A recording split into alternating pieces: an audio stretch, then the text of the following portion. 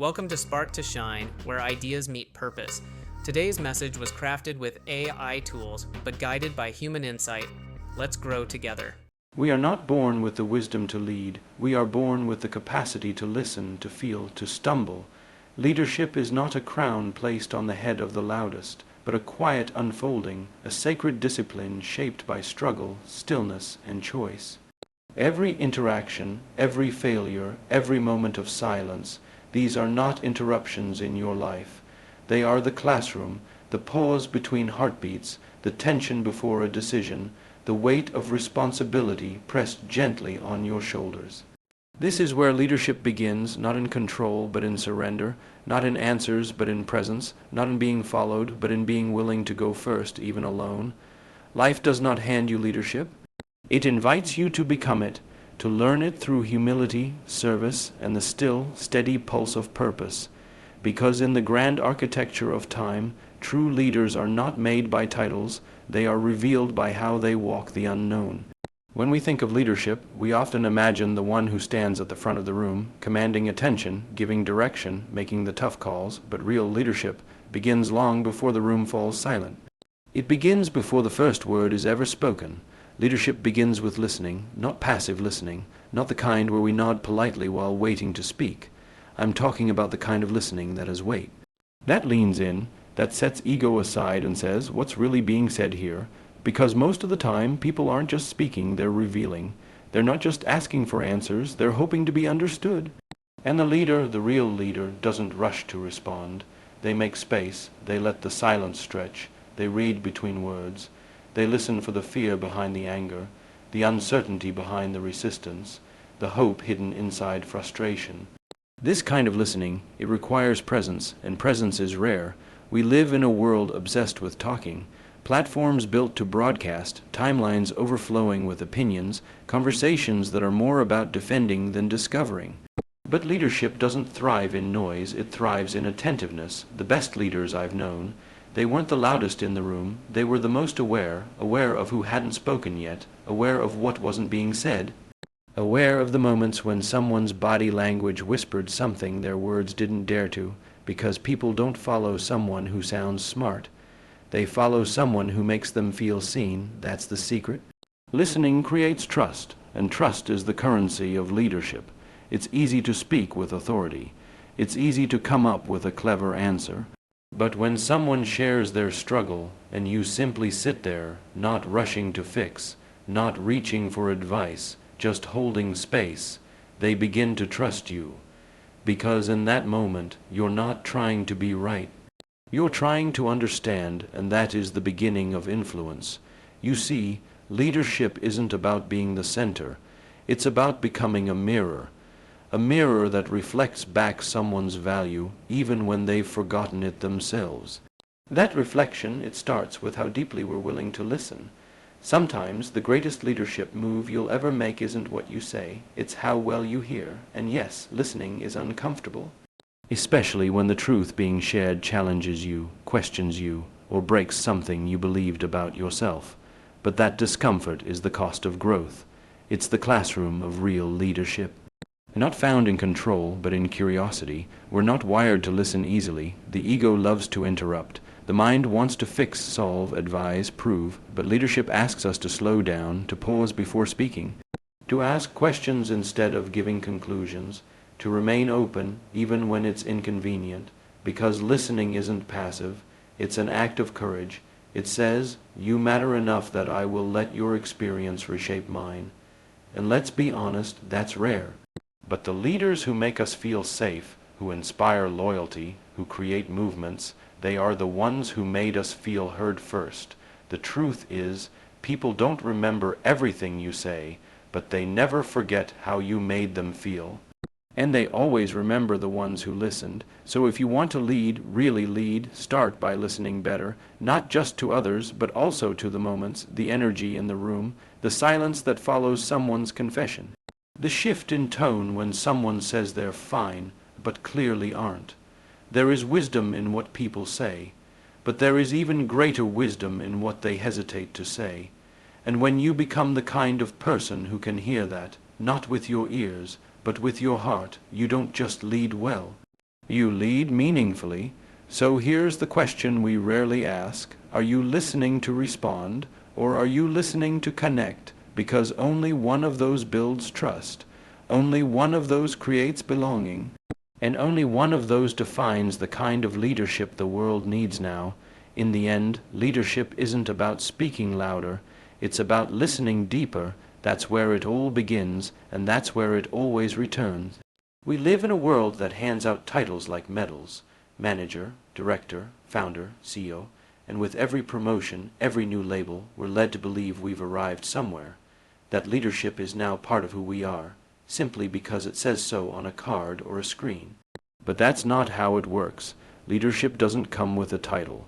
Leadership starts the moment you decide to take responsibility for something bigger than yourself, whether anyone gives you permission or not. There are people walking around with impressive titles who lead no one, and there are people without any authority who change the lives of everyone they touch. The difference isn't status, it's intent. It's responsibility. Responsibility is the invisible contract of leadership. It's the quiet voice that says, even if it's not my fault, I'll make it my problem. And that's rare, because taking responsibility without blame, without applause, without a guaranteed outcome, that takes character. Most people don't want responsibility, they want control. Control feels powerful, control feels safe, but leadership is something different. It's heavier, it demands more from you. It calls you to carry burdens you didn't create, to step in when things fall apart, and to protect those who can't protect themselves, even when it costs you something. That's why leadership has to be learned. Because responsibility, real responsibility, doesn't come naturally. It's not instinctive. It has to be chosen again and again. Think about the people you admire most, the ones who showed up when it was hardest. The ones who stayed when everyone else left. The ones who apologized even when they could have blamed someone else. Those people, they weren't acting from position. They were acting from purpose. Titles are assigned, but responsibility is owned. It's easy to lead when things are going well, when the plan works, when people are aligned, when success comes quickly. But that's not the test. The real test is when something breaks.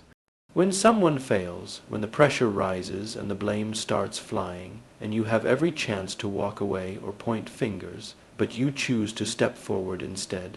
That's leadership, and it's quiet. It's not the voice that says, "Look at me." It's the presence that says, "You're safe with me." I once heard someone say, the moment you take on responsibility is the moment you stop being the victim of your story. That's what leadership asks of us. To shift from complaint to contribution. To move from wondering why something is broken to asking what we can do to fix it. You don't need a title to make that shift. You just need the courage to go first. And yes, it's inconvenient. Leadership will ask you to show up when you're tired. It will ask you to be kind when you're angry. It will ask you to listen when you want to speak. But it will also grow you in ways that nothing else can. Because the moment you begin to carry what's not yours, not because you have to, but because you choose to, something inside you expands. You start seeing beyond your own needs. You start hearing what others are too afraid to say. And slowly, you become the kind of person others want to follow, not because they're told to, but because they trust you. There's something sacred in that, and maybe that's the truth at the core of it all. Leadership isn't about being in charge. It's about being of service. It's about asking, who will benefit if I carry this today? And then doing it without needing recognition. The irony is, the people most qualified to lead often hesitate to call themselves leaders, not because they're unsure of their ability, but because they understand the weight that comes with the role. They know it's not about power, it's about responsibility, and they don't take that lightly. So if you find yourself waiting for the title, the invitation, the moment when someone finally says, "You're in charge now," stop waiting. Leadership isn't something you're handed, it's something you take. Start where you are, step in where others won't, own what others avoid. That's where leadership is born, because in the end, the title might get you through the door, but only responsibility earns you trust. And trust is the only real authority a leader ever has. Most of us associate leadership with action, with bold moves, fast decisions, confident direction, and there's truth in that. Leaders do take action.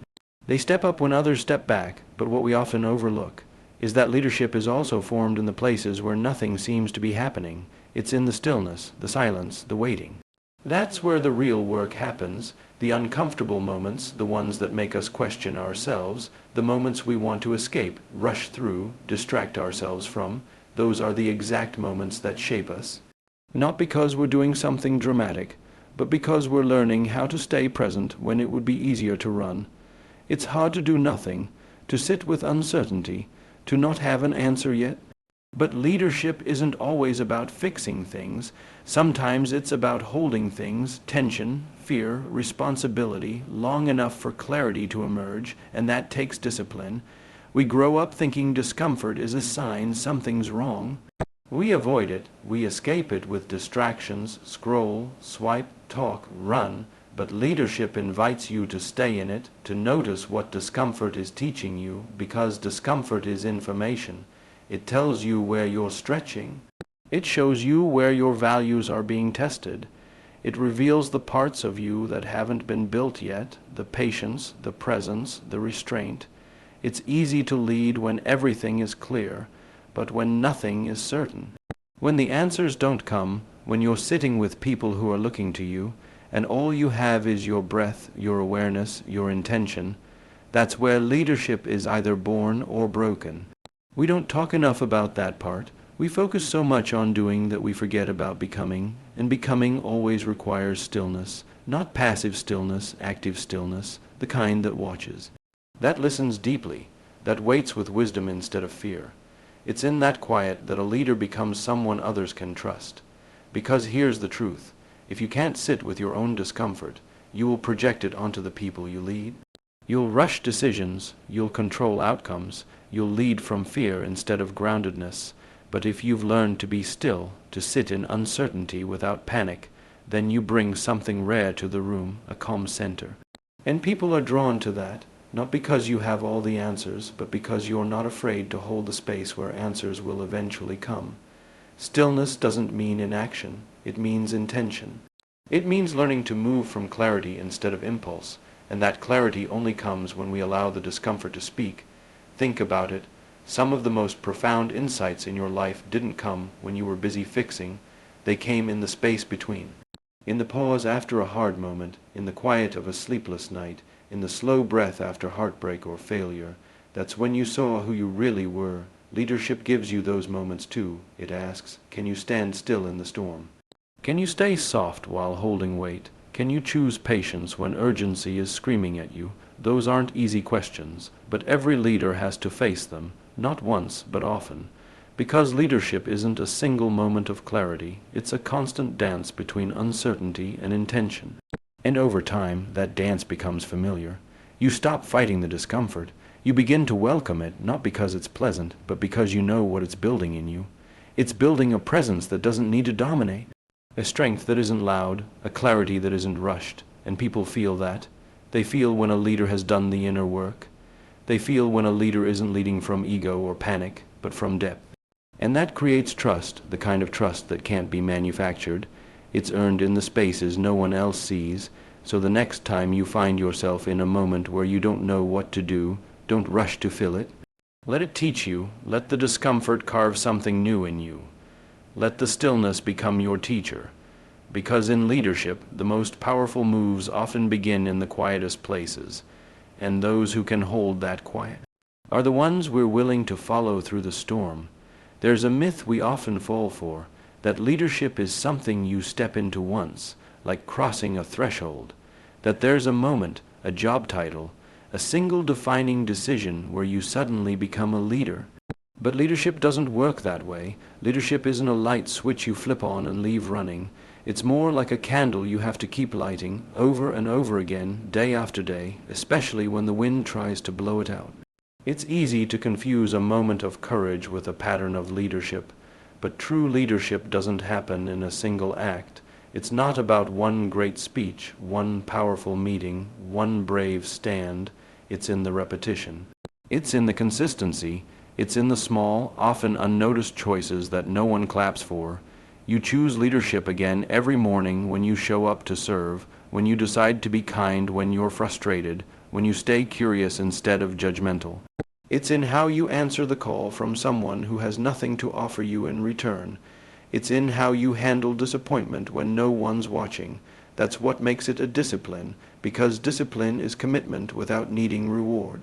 And leadership asks for that kind of devotion. The truth is, most people want the moment of leadership, the recognition, the influence, the applause. But what separates leaders from those who simply hold authority is the willingness to show up when it's unglamorous, when it's inconvenient, when it costs you energy and time and pride. It's easy to give your best on your best days, but what about the days when your tank is empty? What about when you're misunderstood, when you feel invisible, when the people you're leading resist the very thing you're trying to build? That's when the discipline kicks in, because leadership is less about how you act when it's easy and more about what you practice when it's not. And yes, it is practice. You're going to fail at it. You're going to have days when you fall short, when your ego speaks louder than your values, when you retreat instead of stand firm, when you react instead of respond. That's part of the process. Leadership isn't about perfection. It's about returning to your principles again and again, especially when it's hard. The most trusted leaders aren't flawless. They're consistent. They're steady. They do the work when no one else wants to. They lead in the hallway after the meeting. They lead in the silence after a mistake. They lead in the way they own it, apologize for it, and grow through it. That kind of leadership, the daily kind, builds something extraordinary, integrity, and integrity is the soil where trust grows, because people don't follow a leader for what they say once. They follow because of what they do consistently. How they show up when the pressure mounts, how they treat people who can't benefit them, how they handle power, not in big gestures, but in daily restraint. You don't earn loyalty with charisma, you earn it with character. And character is formed through practice, just like any other discipline. Think of leadership like building muscle. You don't get strong by lifting something heavy once. You get strong by showing up every day, lifting with intention, recovering well, and returning even when it hurts. It's that kind of steady effort that makes leadership sustainable. And the beauty of that discipline is, over time, it becomes part of who you are. It's no longer about acting like a leader. It's about embodying it because the habits have shaped your identity. That's the moment when leadership stops being a role you play and becomes a way of being. And still, even then, it asks you to recommit daily. Every interaction is another chance. Every decision is another test. Every challenge is another invitation to choose the kind of leader you want to be. That's the gift of leadership, and the burden, it's not given to you once. It's entrusted to you again and again in the quiet, ordinary moments where you think no one's paying attention. But they are. People are always watching, not for perfection, but for patterns, not for brilliance, but for consistency. And if you can show up again today, not as a flawless leader, but as a faithful one, you'll build something that lasts longer than inspiration, trust. And in the end, trust isn't built by what you promise once. It's built by what you practice daily. There's something we often get wrong about leadership. We think it's about having power over people, about being the loudest voice in the room, about convincing, commanding, controlling. But the best leaders, the ones who create lasting change, deep loyalty, and genuine connection, they don't lead through pressure. They lead through permission. They lead by invitation, not force. That invitation doesn't come in the form of manipulation or motivation. It comes through presence, through character, through the kind of energy that says, you're safe here, you matter here, you belong here. People don't follow because they're told to. They follow because they feel seen, because something in your way of being speaks to something in theirs. Because you've created a space where they don't have to guard themselves, they can be real, and that authenticity draws them closer. Leadership through invitation is subtle. It's the quiet confidence that doesn't need to push. It's the humility that doesn't demand. It's the trust that if you build something meaningful, the right people will come, not because you dragged them in, but because they were drawn in. And that takes patience. It's slower, more human. It asks you to let go of control and instead cultivate alignment. Because when people choose to follow you, they follow with their hearts, not just their hands. That's a different kind of movement. It's the difference between compliance and commitment. You can pressure people into action. You can use fear, authority, or urgency, and yes, that works for a while. But it's thin, it cracks under stress. It disappears when you're not watching, because what you forced them to do never became theirs. But when you invite someone into something and they accept it, it becomes theirs. They take ownership, they care more, they give more, not because they have to, but because they want to. That's the power of invitation. We've all experienced it. A teacher who didn't demand our respect, but earned it by believing in us. A mentor who didn't shout directions, but simply walked with us, asking questions that made us think. A friend who led by example, quietly, consistently, until we found ourselves growing just by being near them. Those people didn't lead us with pressure, they led us with presence, and presence is everything, because presence says, I'm here, I'm with you.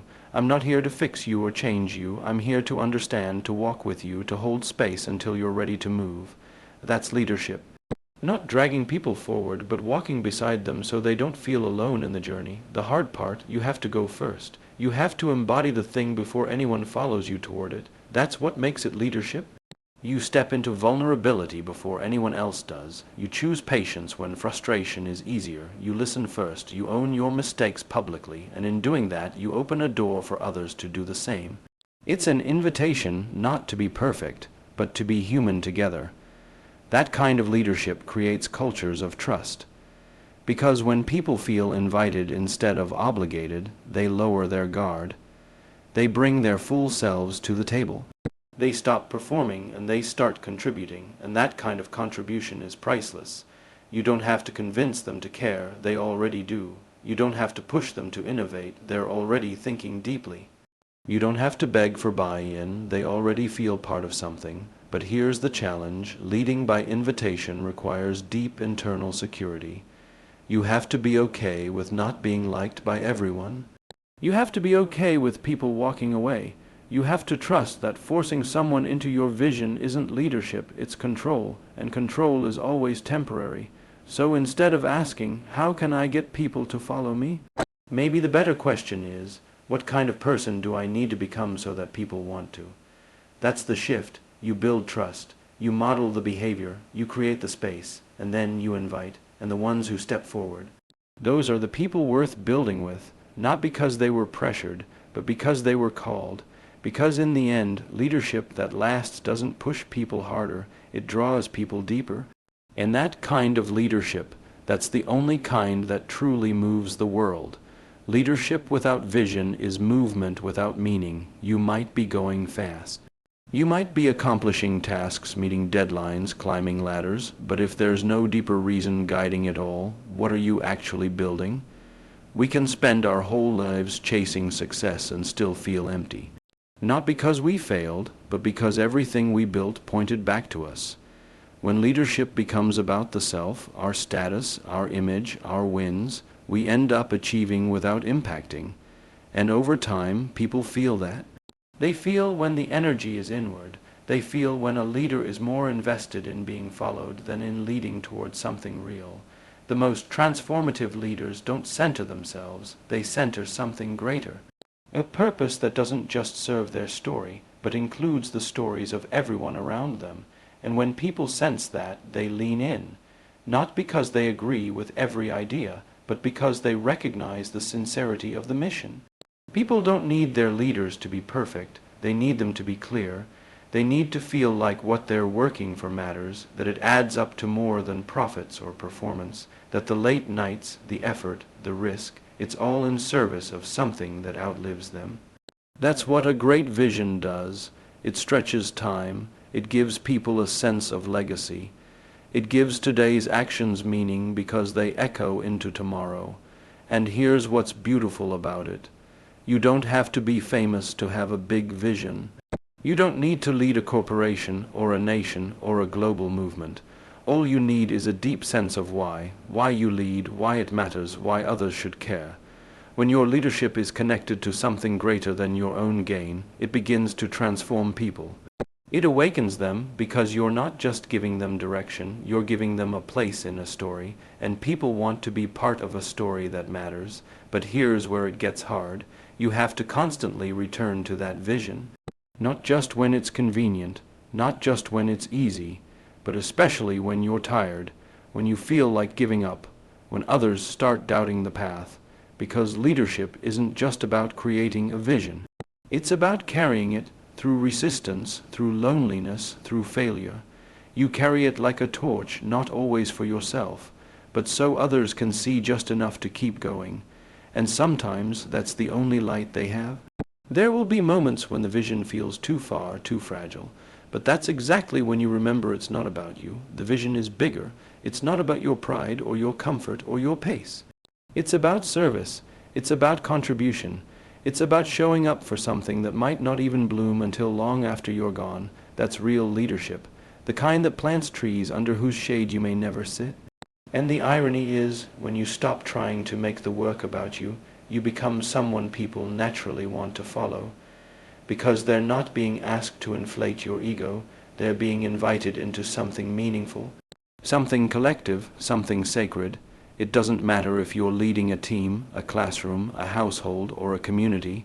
The principle is the same. Lead with vision. Let your why be louder than your insecurity. Let your mission be stronger than your need to be praised, because leadership that begins and ends with you, but leadership that lives in service of something greater, that's the kind of leadership that leaves a mark. So when the pressure builds, when your confidence wavers, when the path feels unclear, come back to your why. Come back to the people you're fighting for. Come back to the future you're trying to create. It's not about being the hero. It's about building a world where others don't need one. That's what legacy is made of. Not noise, not attention, but deep alignment with a purpose that transcends your name.